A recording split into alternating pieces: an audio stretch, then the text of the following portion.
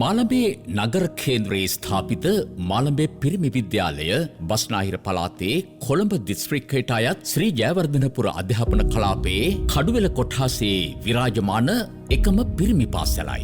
1987 වර්ෂයේ සිට පරිණාමය වෙමින් විකාශනය වෙමින් මේ වන විට 37 වසරක් සපුරා දරුවන් 3500කට ආසන්න පිරිසකට අධ්‍යාපනික අභිලාෂයන් පරිපූර්ණය කරමින් විනයවත් පුරවැසියන් රටට ජාතියට දායාද කරමින් මහත්වරුන්ගේ පාසල ලෙස මාළඹේ පිරිමි විද්‍යාලය අභිමානවත් ගමනක නියැලී සිටී. 37 වසරක කෙටි ඉතිහාසය තුළ සාපේක්ෂව අද්විතීය හා සීඝ්‍ර ගමනක මගසලකුණු සටහන් කර ඇති මාළඹේ පිරිමි විද්‍යාලය ප්‍රදේශයේ ජනතාවගේ අපේක්ෂා හා පරමාර්ථයන් මල්ඵල ගැන්වීමට සමත් වකවානුවක විදුහලට පමණක් අනන්‍ය වූ ඓතිහාසික සන්ධිස්ථාන හැරවුම් ලක්ෂ හා විදුහලේ නායකත්ව භූමිකාව පිළිබඳ වූ සටහන් පෙළ රූපාවලියකින් ගෙත්තම් කරන්නට මේ සුදුසුම නිමේෂයයි.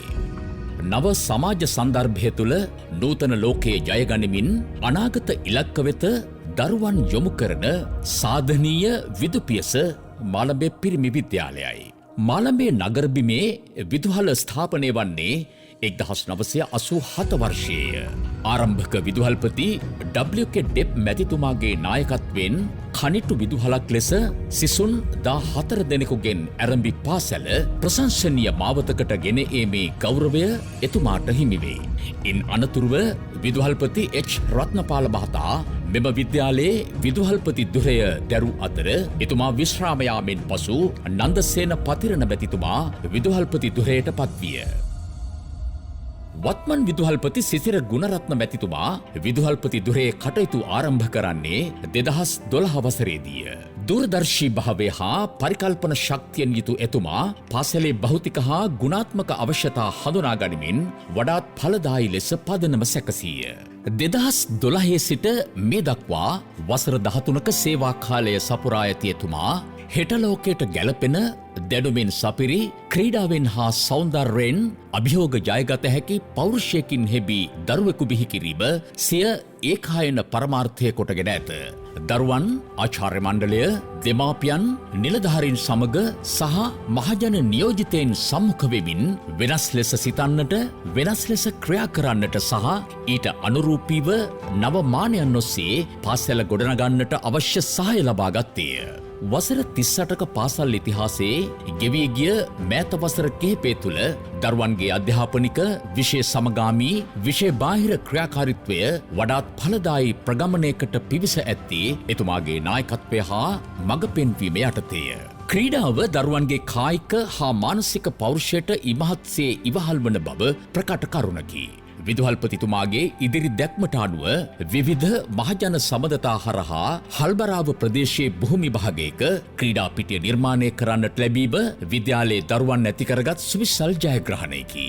එය විදුහල සන්තකයට පවරා ගැනීමේ නිලකාර්යය කැබිනට් අනුමැතියකින් ලබා ගැනීමට එතුමා සමත් විය.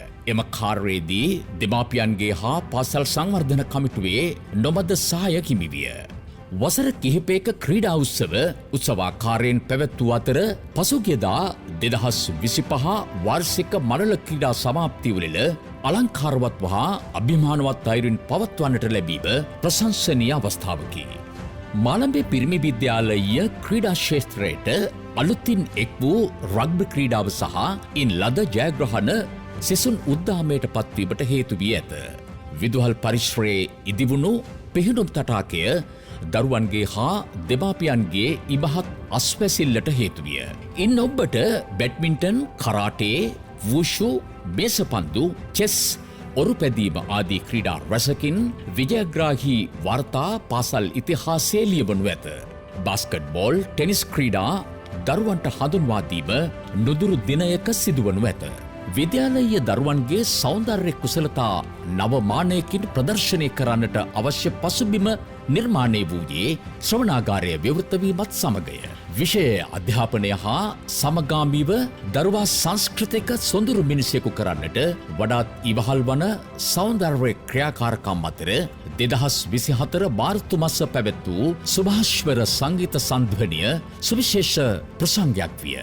Voice of Gentlemen සංගීත සංධ්වනිය තුළින් මනා පණ්ඩරයක් ලැබූ දරුවන් මේ වන විට විදුහලේ විවිධ උත්සව හා ප්‍රජා සම්මුඛවීම් අවස්ථාවලදී ගායන හා වාදන කුසලතා හමුවේ ගෞරවයට හා ප්‍රශංසාවට පාත්‍ර වී ඇත. මේ සඳහා විද්‍යාලීය සංගීතාංශය, නර්තනාංශය, නාට්‍ය හා රංගකලා අංශය මෙන්ම ශිෂ්‍යනායක මණ්ඩලයද සිය කාර්යභාරය මැනවින් ඉටු කළේය. ගෙවී ගිය දශකයකට වැඩි කාලයක් දරුවන්ගේ ගුණාත්මක අධ්‍යාපනය, විෂය සාධනය, විභාග ප්‍රතිඵල ආදියෙන් වාර්තාගත ඓතිහාසික සටහන් ගණනාවක් තබා ඇත.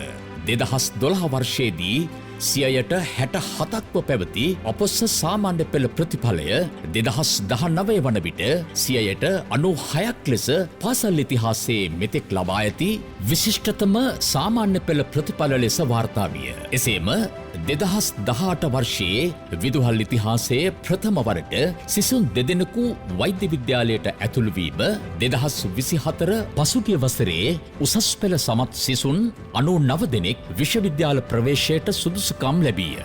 සැබෑ මහත්මයෙකු ගොඩනැගෙන්නේ පන්තිකාමර අධ්‍යාපනයෙන්ම පමණක් නොව විනය හා වටිනාකම් තුළින්ය. පාසල් ශිෂ්‍ය බට පුහුණුව, බාලදක්ෂ පුහුණුව, බටහිර හා පෙරදිග ශිෂ්‍ය බට කණ්ඩායම් එමෙන්ම විවිධ සමිති සමාගම්වල සෙසුන්ගේ සක්‍රිය සහභාගිත්වය මතය. එසේම 2023 වර්ෂයේ දරුවන් තිදෙනෙකුට ඉංජිනේරු පීඨයට ඇතුළු වීම සඳහා අවස්ථාව ලැබීම සුවිශේෂ වේ. තාක්ෂණ වේදයේ විෂය සඳහා විද්‍යාගාර පහසුකම් නොමැති පසුබිමක විදුහල් පරිසරයේ ඉදිවී ඇති තාක්ෂණ විද්‍යා පීඨ ගොඩනැගිල්ල තව නොබෝ දිනකින් විවෘත වනු ඇත. විද්‍යාලීය ශිෂ්‍යනායක මණ්ඩලය වඩාත් පරිපූර්ණ වගකීම් සහිතව විදුහලේ පරිපාලන ක්‍රියාදාමයට ඉමහත් සහයක් ලබා දීම පැසසිය යුතු කරුණකි. නිරන්තරයෙන් හෙට නායකත්වයට නව පන්නරයක් ලබා දෙමින් පෞරුෂ වර්ධනය, පිරිමි පෞරුෂයක ස්වරූපය මූර්තිමත් කරවමින් විදුහලේ විවිධ උත්සව අවස්ථාවන්හිදී රෝල් මොඩල්ස් ආදර්ශයට ගත හැකි මහත්මා චරිත හඳුන්වා දීම විදුහල්පතිතුමාගේ හා ආචාර්ය මණ්ඩලයේ උත්තුංග කාර්ය වී ඇත. පිරිමි විද්‍යාලය හා ඒකාබද්ධ කහන්තොට ප්‍රාථමිකාංශය වඩාත් විධිමත් ලෙස පහ ශ්‍රේණිය දක්වා දරුවන්ට නිසි ක්‍රමවේදයන්ට අනුගතව අධ්‍යාපනය ලබා දීම ආචාර්ය මණ්ඩලය විසින් ඉටු කරනු ලබයි. 2007 වර්ෂයේ පුනර්ජීවනය ලැබූ කහන්තොට විදුහලේ සමාරම්භක පදනම වඩාත් යාවත්කාලීනව පැවතීම හා දරුවන්ට ආකර්ෂණීය පරිසරයක් නිර්මාණය වීම අතිශය ප්‍රශංසනීයයි.